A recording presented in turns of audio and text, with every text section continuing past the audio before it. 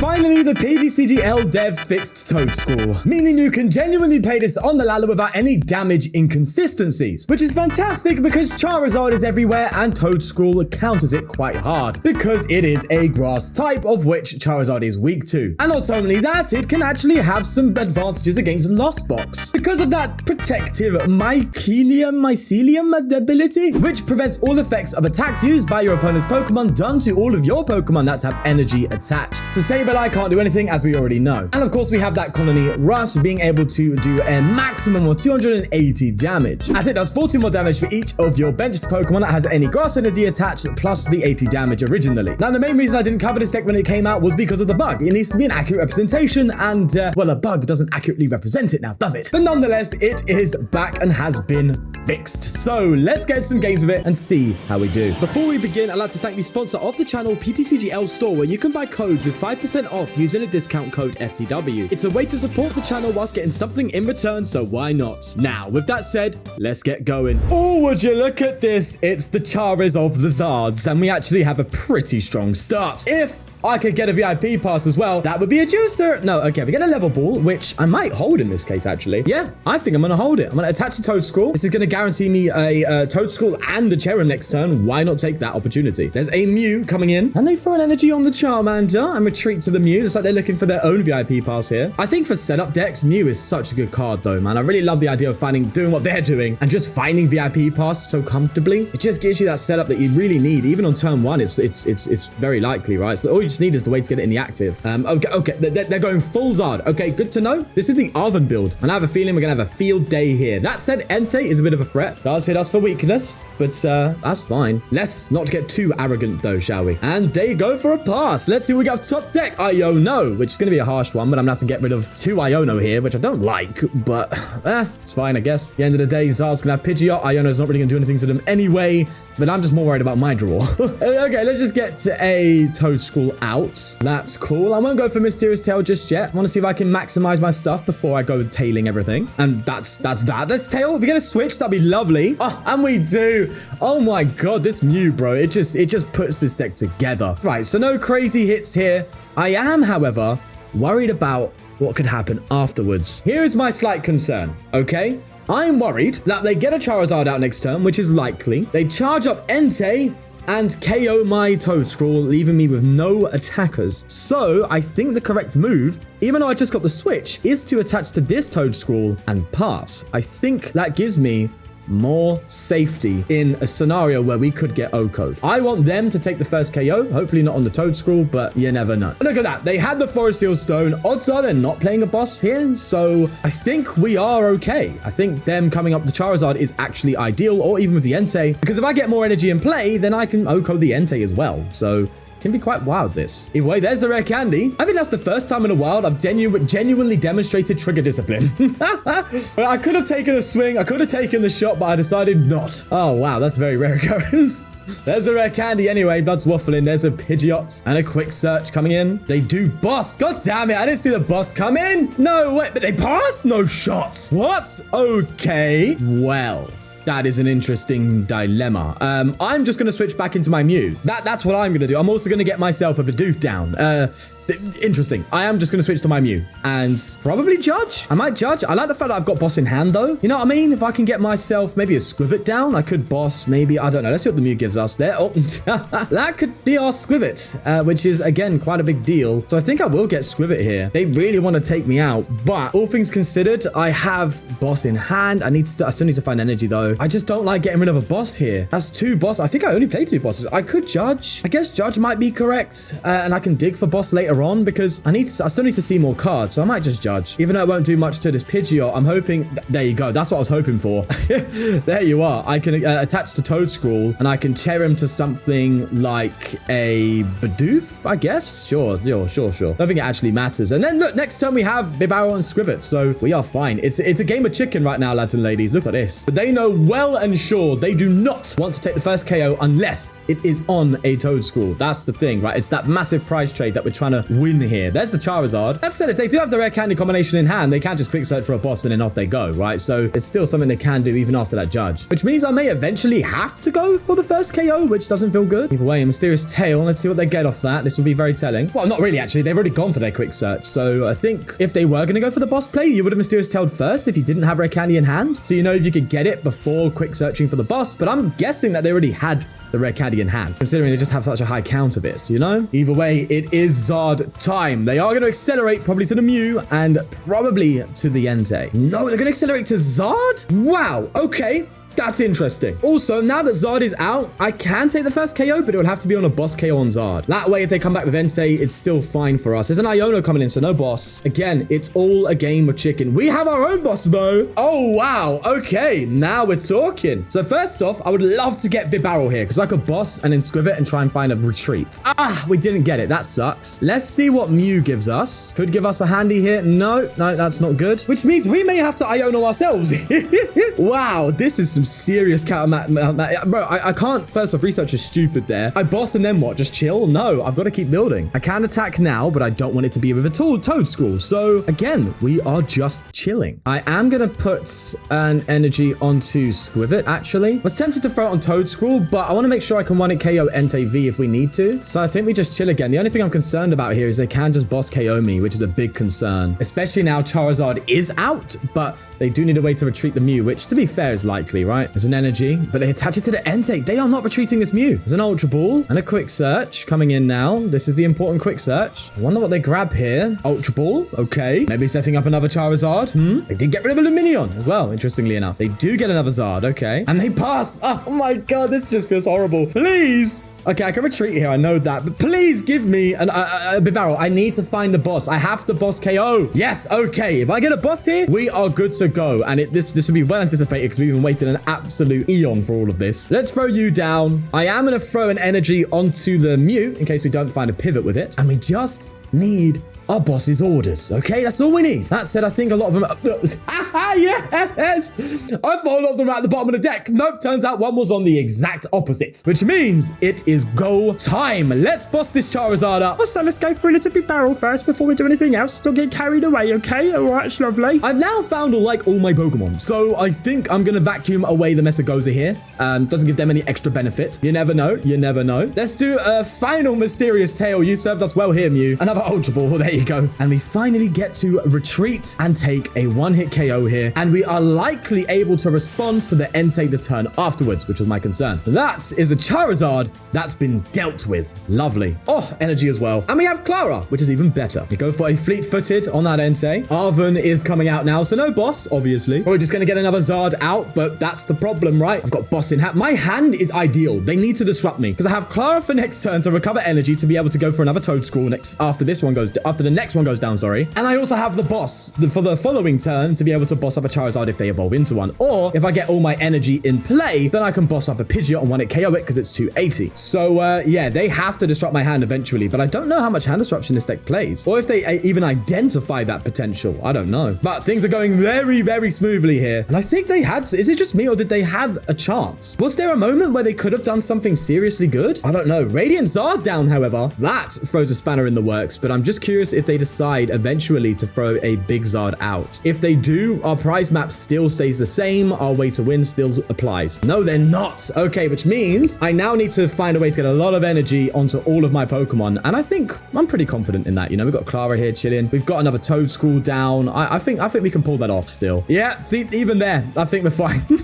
Let's attach here. We'll throw an energy onto the Toedscruel with Spring Bloom. We then Klara, recover ourselves 2 energy and a Toedscruel. I might as well get the Toedscruel as well. Why not? Oh, no, maybe not. Maybe that was a bad idea. I don't know now. But I will Spring Bloom onto the bench Toedscruel and to the Mew. So I'm doing max damage now, meaning next turn, all I'm going to need is a singular energy and we are good to go. We have Energy Retrieval. We have one more Klara left. What I am going to do is, do you know what? I am going to go for it. I'm going to get rid of these two to extra thin here. Guess I'll just get another Toedscruel out, or do I go for like a Bidoof in case they, or maybe a Cherubi if they go for a boss KO on that, which would be a very bad idea, but if they do, we got that at least. We have 1 energy left in deck, right? So the retrieval's quite a big deal then, huh? Okay, yeah, we're gonna need to dig next turn, that's for sure. That said, I can do Bibarel here for an extra bit of draw, so that's fine. Gonna burn this level ball, and I'll grab a Bidoof with it. I have Skwovet, so we're fine. Let's just go for the 280 1-hit KO on Entei, and Bob is definitely your uncle after that tragedy. Let's go and see what we get from here. Right, it's a Manaphy and a Judge, nothing of worth. All we need now is a simple boss energy KO. And we would have beaten Zard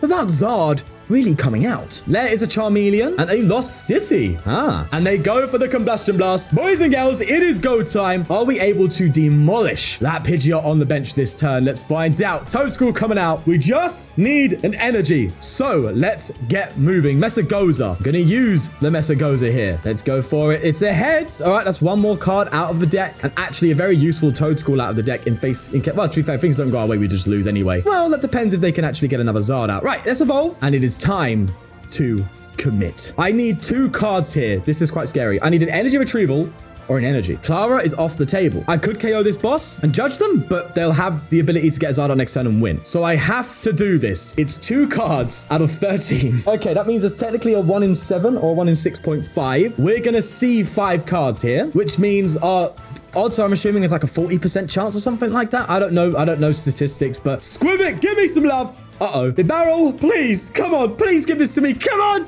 Yes, let's go. Retrieval coming out, and that is all she wrote. Boom, there is the energy, and it's a 1-hit KO on the Pidgeot for the game. What a magnificent outcome. There's 2 energy, Jesus. And that is Toedscruel in its prime. Alrighty, starting off here, we are indeed playing it with the Cherrim because that's the most effective way in my opinion. And we're playing colorless Lugia by the looks of it, which is a bit concerning, but we get ahead to Mesagoza. I will take that any day of the week. Now, I'm gonna risk it for a biscuit here, and I'm really enjoying playing Mew plus VIP Pass. If I could pull that off, I think it's a good chance. I've got the energy for retreat. I mean, why not? It's risky, right? Maybe it's better to get Toedscruel, but that's if we are playing Lugia, and it's usually 2 turns for them to get going, so we have some time, especially going first, and we get the VIP pass anyway. That is a juicer. All right, so let's go and grab ourselves 2 Toedscruel from that, and then next turn we're looking pretty darn solid. They're gonna go for a Mesagoza themselves, but get a Tails in this instant. Also, just gonna add, while they play their turn here, is I know there's a different microphone here. I'm trying to maximize all of the equipment I have. This is an old microphone that I had and I used to use years ago, right?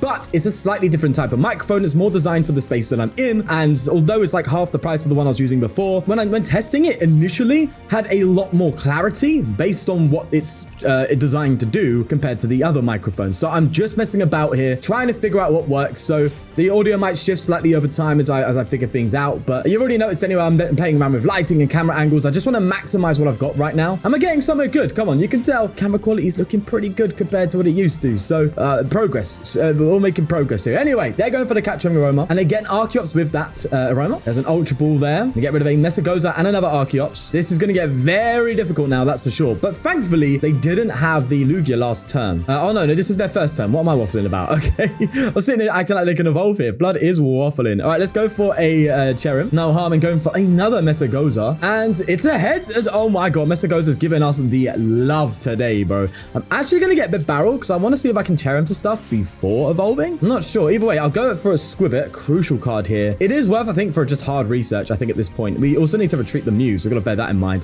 There is a Toedscruel. So I'm going to Spring Bloom onto the Toedscruel and go Spring Bloom to the Mew. I think, yeah, that's correct. Then I'll evolve this. I'm going to Ultra Ball these 2 away and get myself the other Toedscruel. There you go. Then I'm going to go for a Bibarel. I don't need to Skwovet here because I already have what I... All right, I get to attach. I get to go for a switch so I don't lose the Mew's energy. It's risky, but I don't think we're going to get 1-hit KO next turn. They could 1-hit KO us, all things considered, but let's just hope we don't, because we don't actually have a response here if we do. But I'll Spring Bloom there, and we hit a straight 160, so that's quite nice. One card I didn't throw in this deck that I'm starting to think may be worthwhile is either, well, one of 2. think Rigid Band's quite good. Oh no, they're going to go for a bot. They're going to bust the Cherrim. Okay, they're going for that. Well, it gives us some time at least. Granted, if they just go for a straight KO here, with Weirdeer, we will respond with a KO anyway. So I don't know, it depends. They might come up with a Lugia and make things a bit more difficult, but we can reset, right? We could definitely get another Cherrim out. It's not the end of the world, all things. They did get ahead of Mesagoza, by the way. But the other card I was thinking, yeah, Rigid Band or Raihan. Raihan seems like it could be quite good from time to time, because there's times where you have hands like this where, you know, if a Toedscruel gets KO'd, you have to actually do nothing for a turn simply because of its 2 energy attack cost. You could also consider EXP share as well, but I think incorporating some Raihan plus Rigid Band would be nice. Rigid Band's really good because it brings you from 270 to 290, meaning you can't get one hit KO'd by Tina. So that's something to consider because Tina is around in the format. Either way, there is the Summoning Star. Lugia right now, the colorless, is the most popular deck right now. And yeah, 100% Mew just gave us such a huge buff. And on top of that, it's actually quite fun. Like, my favorite deck to play right now is colorless Lugia, funnily enough. I really enjoy it. So if I ever do get to play a spare deck in my a fun deck in my spare time, it's always Lugia. So it's just so fun. I've thrown a bunch of Snorlaxes up. It's different, man. Different gravy. Either way, they're gonna go and charge up the Snorlax. Are they gonna take the KO with Weirdeer? I'm curious. They're gonna have to retreat, right? Okay, they are. And they're gonna bring up Snorlax in this case, which is good because to be fair, single energy attachment means we actually get a KO, which is fine.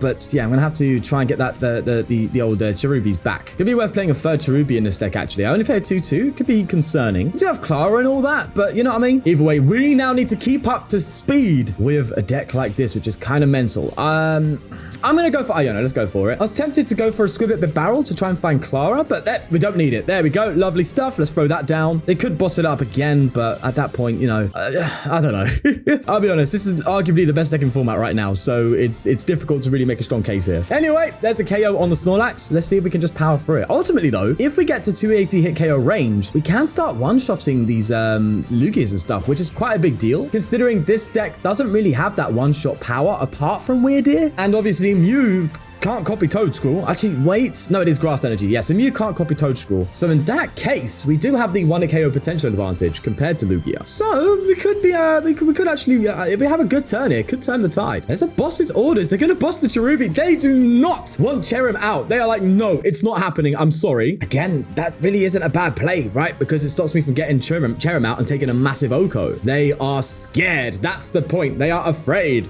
There's a Lugia coming down. Also, we have to hope this isn't the Charizard variant. There is a variant that plays Charizard. We don't want that. They go for an acceleration on the benched Lugia V, and they attach a turbo to Snorlax. There is the KO on Cherubi. Now we need to find our Klaras. We have two, so that's fine. They can keep bossing these all they want. Listen, at the end of the day, I'm getting to attack constantly. So regardless, I'm putting damage down. Let's get an energy on the... I'm going to get an energy on Skwovet. The more damage we do, the better. There's 200. And then we're going to go for an S-Dash. Now we need our Klaras. Come on, sort me out, mate. There's a level ball, which I'm going to play and fail. Let me just check my deck for Klaras. We do have both of them. So there's technically a 1 in 13 chance. We're going to draw 5. I don't know. The odds are we might not get it, and we don't. Hey, look, it's not the end of the world. All right, it's not the end of the world. I think what I do here is just go for a research. I could Mesagoza, but I don't think that's correct. Wow, we still haven't even found it. What the hell? Hey, listen, at the end of the day, bro, if I bench another Toedscruel, I can manually attach my way to it, but it's not efficient. I'm not going to do that. I'm just going to go for a 200 here. If we get swung into and not KO'd, then at least I can manually retreat and try and keep this alive for a little bit. Either way, let's see. There's a Jet Energy. They are going to want it KO it. They're coming with this weird action now. Yeah, it's correct, man. It has to be, right? Although they get KO'd, I mean, they have so much going to them for just a simple... Well, to be fair, a boss KO won't do it, but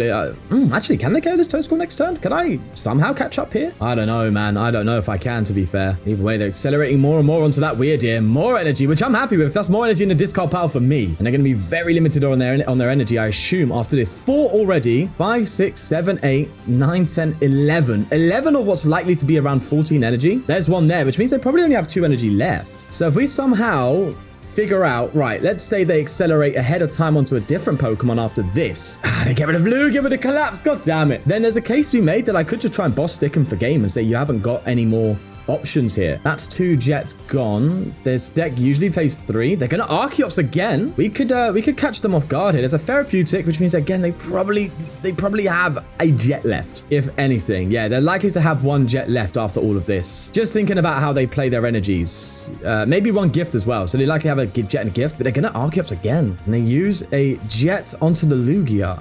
Right, we're not boss sticking anything now, but like what I'm trying to think is, I know they have 1 energy left, but there's nothing nothing in play that I can trap. They're all going to be able to retreat for one. So it's difficult to think about here. Let's throw an energy down with Toedscruel. Now, because of gift, our judge doesn't do anything here. What I'm going to do I place Mesagoza? No, that would have let them place Illuminion and have an extra spot. But that said, if I'm considering pivoting between Toedscruel, then I kind of have to do this, right? Yeah. All right, let's think. Nestash, please give me my Klara. Come on, I've got to find it by now. Right? I've got to have my Klara ready. No? No way I don't get... Oh, are you kidding me? Oh my God, you're joking.